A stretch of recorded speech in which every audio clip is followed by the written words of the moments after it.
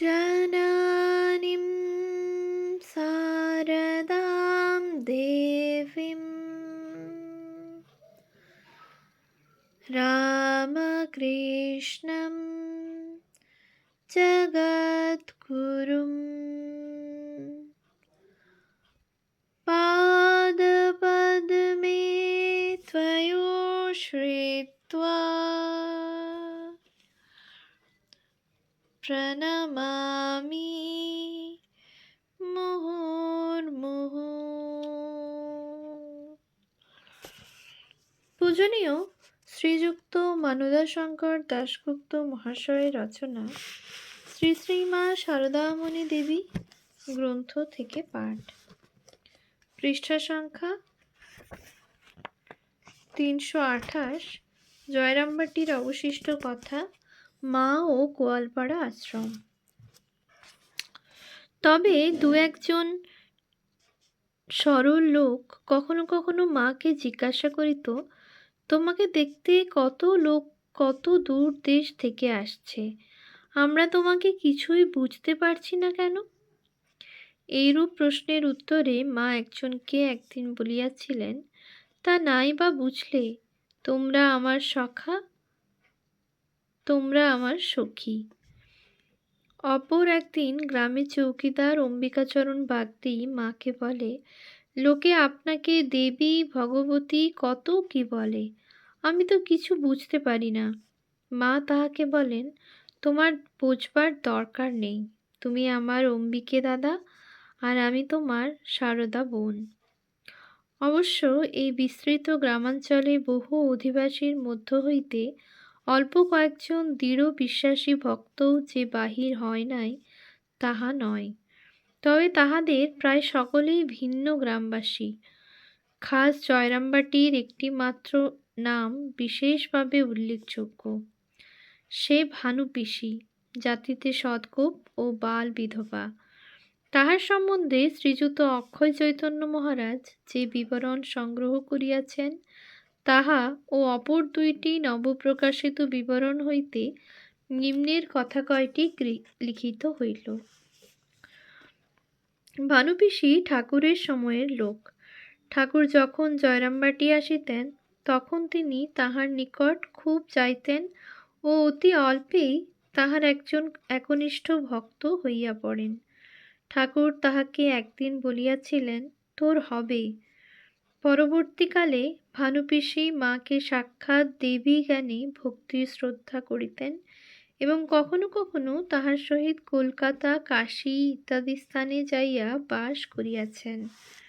তবে তিনি খুব রসিকা ছিলেন এবং হাত মুখ নাড়িয়া নাচিয়া গাহিয়া কথা কহিতেন। ভক্তেরা জয়রামবাটি আসিলে তিনি ওইভাবেই তাহাদের নিকট ঠাকুর ও মায়ের কথা বলিতেন এবং কখনো কখনো তাহাদের দুই একজনকে নিমন্ত্রণ করিয়া বাড়িতে আনিয়া তাল বড়া, কড়াই ভাজা ইত্যাদি খাইতে দিয়াছেন। ইহাদের একজন লিখিয়াছেন, ভানুপিসির সহিত আমার খুব ঘনিষ্ঠতা হয়। তিনি পান সাজিয়া ভক্তদের মুখে গুঁজিয়া দিয়া বলিতেন, ঠাকুরকে খাওয়াচ্ছি। অপর একজন লিখিয়াছেন, ভানুপিসি, এই দুইটি কথার ভিতরে কত না মাধুরী, কত না স্মৃতি জড়িত রহিয়াছে। বয়সে অধিক হইলেও রসেশ্বরীর প্রসাদে ইনি ছিলেন একটি ভগবৎ প্রেমিকা রসিকা বালিকা। ছোটখাটো মানুষ, চোখে চশমা, আমাদের ভানুপিসি কত কথাই না অনর্গল বলিয়া যাইতেন ঠাকুরের কথা। ভানুপিসির যে দর্শন আদি হইত তাহার অনেক পরিচয় পাওয়া যায়। তিনি ভক্তদের নিকট বলিয়াছিলেন যে তিনি একদিন সাদা চোখে মাকে চতুর্ভুজা রূপে দর্শন করিয়াছিলেন। যখন মা সামনের দিকে মুখ করে তখন দেখেছিলুম ঠিক এমনি মা, দ্বিভুজা মূর্তি, আর যখন আমার দিকে পেছন ফেরে তখন চতুর্ভুজা মূর্তি। ভানুপিসির আর্থিক অবস্থা সচ্ছল ছিল না এবং বিধবা হইবার পর হইতে বরাবর পিত্রালয়ে জয়রামবাটিতে বাস করিয়াছেন। মা তাহাকে খুব স্নেহ করিতেন। তাহার পূর্বের নাম ছিল মান গরবিনী। ঠাকুর তাহাকে ভানুপিসি নাম দেন। ভানুপিসি মার পূর্বেই দেহ রাখেন। জয়রামবাটির অবশিষ্ট কথা, মা ও কোয়ালপাড়া আশ্রম। গত অধ্যায়ে আমরা দেখিয়াছি যে মার ঈশ্বরিত্বে বিশ্বাস সম্পন্ন ভক্তের সংখ্যা জয়রামবাটি অঞ্চলে খুবই কম ছিল।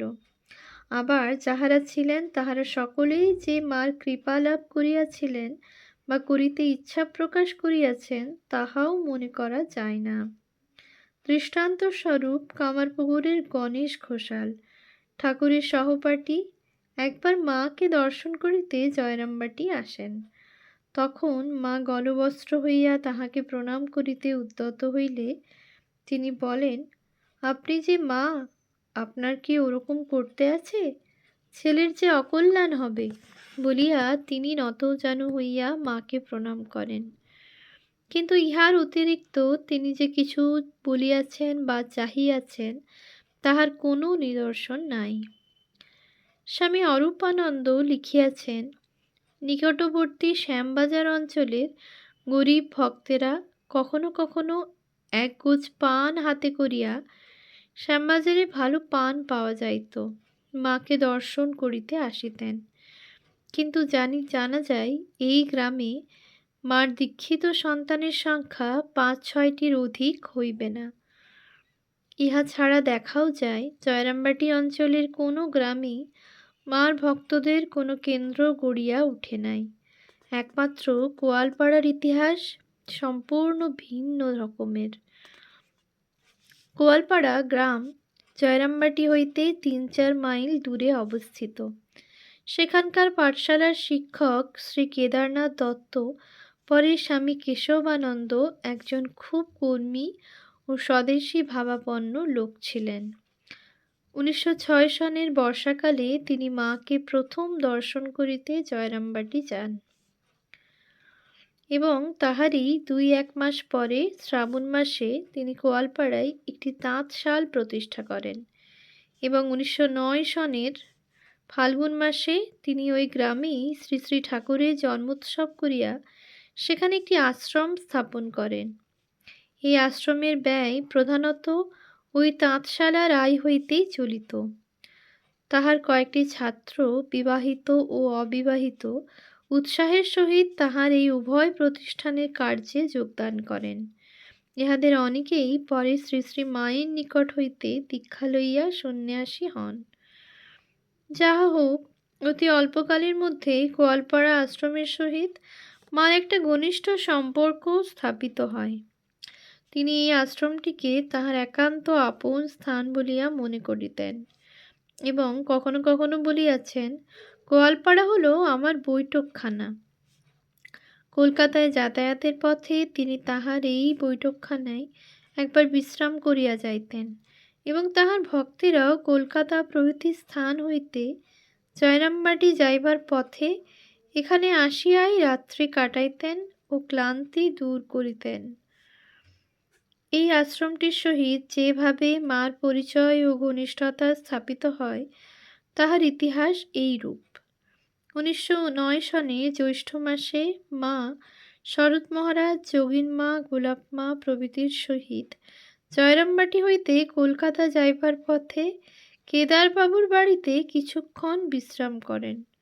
তখন ওখানকার কর্মীগণ মাকে প্রণাম করেন এবং মা তাহাদের ২-১ সহিত কথাও বলেন। ওই বৎসরেরই পরবর্তী কার্তিক মাসে মা কলকাতা হইতে জয়রামবাটি ফিরিবার পথে গোয়ালপাড়ার আশ্রমে উঠিয়া কয়েক ঘণ্টা বিশ্রাম করেন। বৈকালে রওনা হইবার সময় তিনি আশ্রমের কর্মীগণকে বলেন, এখানে এখন তোমরাই আপনার জন, দেশে এখন তোমাদের ভরসায় ভরসা। এখানে দেখছি ঠাকুর তাহলে বসেছেন। তারপর তাহাদের আশীর্বাদ করিয়া কহিলেন, মাঝে মাঝে জয়রামবাটি যেও, বিশেষ করে জগদ্ধাত্রী পুজোর সময় তোমাদের সকলের যেতে হবে। মার এই আদেশ অনুসারে আশ্রমে ৩ জন কর্মী জগদ্ধাত্রী পূজার দিন শাকসবজি লইয়া জয়রামবাটি যান। তাহাতে মা খুব খুশি হইয়া বলেন, এখানে তরকারিপাতি সবসময়ে মেলে না, মাঝে মাঝে বড় মুশকিলে পড়তে হয়, তা ঠাকুরই তোমাদের দিয়ে সব যোগাবেন দেখছি। এই সময় হইতেই মা যখনই দেশে থাকিতেন, আশ্রমের ছেলেরা সপ্তাহে 2-3 দিন এবং পরে আরও ঘন ঘন কখনো তাহাদের বাগান হইতে, কখনো বা হাট হইতে কিনিয়া তাহার জন্য তরকারি লইয়া জয়রামবাটি যাইতেন। পরে 1911 সনে জগদ্ধাত্রী পুজোর পর মার কলকাতা যাইবার কথা স্থির হইলে কেদারবাবু তাহাকে দর্শন করিতে জয়রামবাটি যান। তখন মা তাহাকে বলেন, দেখো বাবা, তোমরা যখন ঠাকুরের জন্য ঘর ও আমাদের পথের বিশ্রামের জন্য স্থান একটু করেছ, তখন এবার যাওয়ার সময় ওখানে ঠাকুরকে বসিয়ে দিয়ে যাব। সব আয়োজন ঠিক করে রেখো। তদনুসারে মা ওই বৎসর অগ্রহায়ণ মাসে কলকাতা যাইবার পথে গোয়ালপাড়া আশ্রমে ঠাকুর ও তাহার নিজের ফটো প্রতিষ্ঠা করেন। যতদূর জানা যায়, মাত্র এই একটি স্থানেই মা নিজ হাতে তাহার নিজের ফটো প্রতিষ্ঠিত করিয়াছেন। ইহার পর মা একবার সম্ভবত 1914-15 সনে কলকাতা হইতে কেদারবাবুকে একখানি পত্র দ্বারা জানান, তোমরা যদি গোয়ালপাড়ায় আমার জন্য একখানা ঘর করে রাখতে পারো, তাহলে দেশে গিয়ে মাঝে মাঝে তোমাদের ওখানে থাকি। এই পত্র পাইয়া আশ্রমের ছেলেরা কেদারবাবুর পুরাতন পৈতৃক ভিটাতে মার জন্য একটি পৃথক বাড়ি প্রস্তুত করেন এবং তাহার নাম দেওয়া হয় জগদম্বা আশ্রম। মা জয়রামবাটি আসিলে মাঝে মাঝে এই বাড়িতে অল্প কিছুদিন করিয়া থাকিয়া যাইতেন। তবে জানা যায় তিনি অন্তত 2বার বেশ কিছুদিন ছিলেন। একবার 1918 সনের ফাল্গুন মাসের শেষ হইতে 16ই বৈশাখ পর্যন্ত 1.5 মাস এবং অপরবার 1919 সনের 17ই মাঘ হইতে 4ঠা শ্রাবণ পর্যন্ত, মতান্তরে 7ই শ্রাবণ পর্যন্ত। শ্রীমা সারদা দেবী প্রায় 6 মাস। যাহা হোক, এই 2বারের প্রথমবার 1918 মা গোয়ালপাড়ায় জ্বরে আক্রান্ত হন এবং ক্রমে উহা ভীষণ আকার ধারণ করে। সংবাদ পাইয়া শরৎ মহারাজ, যোগিনমা ও ডাক্তার কাঞ্জিলাল প্রভৃতি গোয়ালপাড়ায় আসেন। কাঞ্জিলালের চিকিৎসায় মা অল্প কয়েকদিনের মধ্যে আরোগ্য লাভ করেন এবং তারপর শরৎ মহারাজের সঙ্গে জয়রামবাটি গিয়া সেখান হইতে যাত্রা করিয়া কলকাতায় রওনা হন। দ্বিতীয়বার মা যখন গোয়ালপাড়ায় আসেন, তখন রাধু সন্তান সম্ভবা। ওই সময়ে তাহার কোনো শব্দ সহ্য হইত না বলিয়া মা তাহাকে লইয়া কলকাতা হইতে জয়রামবাটি যাইবার পথে গোয়ালপাড়া আসেন। সেখানে 2-1 দিন থাকিবার পর স্থানটি অত্যন্ত নির্জন বলিয়া রাধুর খুব পছন্দ হয় এবং জগদম্বা আশ্রম হইতে অল্প দূরে কেদারবাবুর নূতন বসত বাড়িতে তাহার থাকিবার ব্যবস্থা হয়। এই বাড়ির 3 দিকে কাঁটা গাছের জঙ্গল ছিল। মা নিজে জগদম্বা আশ্রম ও রাধুর বাড়ি এই 2 জায়গাতেই থাকিতেন। এই কালে স্ত্রী পুরুষ অনেক ভক্ত মায়ের দর্শনে গোয়ালপাড়ায় আসিতেন ও জগদম্বা আশ্রমে তাহার সহিত দেখা সাক্ষাৎ করিতেন। এই কালের কিছু ঘটনা আমরা ইতঃপূর্বেই বর্ণনা করিয়াছি, তা এখানে আমরা শুধু মার মনের এই সময়কার একটি আশ্চর্য অবস্থার কথা উল্লেখ করিয়াই ক্ষান্ত হইব। রাধুর উল্লিখিত নির্জন জঙ্গলা বাড়িতে মা একদিন তাহার একটি সেবক বরদা মহারাজ বলেন, আজকাল মনের যে কি হয়েছে, যা চিন্তা ওঠে তাই উপস্থিত হয়, তা ভালোই হোক আর মন্দই হোক। মার এই কথার সমর্থনে সেবকটি তাহার জানিত 3টি ঘটনার উল্লেখ করিয়াছেন। 1. মা একদিন রাত্রে সেবককে বলেন, যে জঙ্গল কোনোদিন ভালুক না বেরিয়ে পড়ে। সেবক স্থানীয় লোক বলিলেন, কই মা, এদিকে তো কখনো ভালুক দেখিনি। ইহার 2-1 দিন পরেই শোনা গেল একটি ভালুক ওই অঞ্চলের একটি পরিচিতা বৃদ্ধা স্ত্রীলোককে মারিয়া ফেলিয়াছে এবং পরে ওই ভালুকটিকেও গুলি করিয়া মারা হইয়াছে।